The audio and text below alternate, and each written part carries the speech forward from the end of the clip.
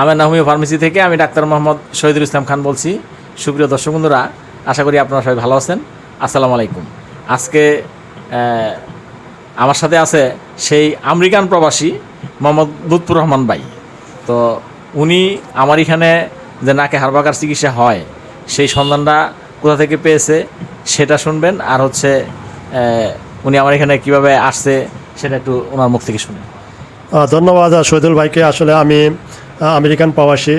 আমেরিকাতে থাকাকালীন প্রায় অনেক কষ্ট করছি, 20-25 বছরই যাবৎ কষ্ট করছি এই ঠান্ডা অ্যালার্জি সমস্যার কারণে। নাকে পলিপাসও ছিল।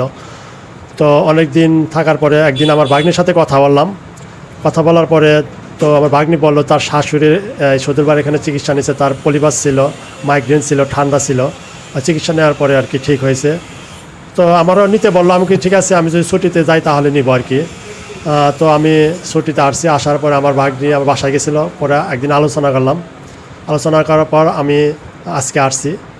আসার পর আজকে শহীদুল ভাইয়ের এখান থেকে আমি আমার চিকিৎসা করে মেডিসিন নিয়ে গেলাম। আচ্ছা, আপনার কী কী সমস্যা ছিল এমনি আমার এই যে ডায়েরিতে সব কিছু মানে আগে লিখি আর কি। তো এই যে ভাইয়ের নাম লুৎফুর রহমান, বয়স 42।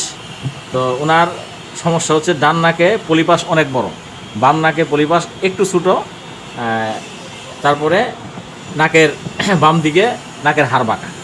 তো দর্শক বন্ধুরা, এই নাকে হাড় বাঁকা পলিপাসের কারণে যে সমস্যাগুলি হয় ওনারও মানে 1 নম্বর সমস্যা, নাক দিয়ে প্রচুর পরিমাণে পানি পড়ে এবং প্রচুর হাসি। তো এই 1 নম্বরে। 2 নম্বরে হচ্ছে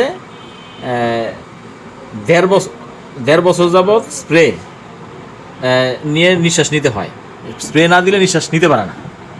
2 নম্বরে। 3 নম্বরে হচ্ছে বুকে সাই গর্গ শব্দ এবং সাই গর্গ শব্দ, আর হচ্ছে ঘুম কম হয়।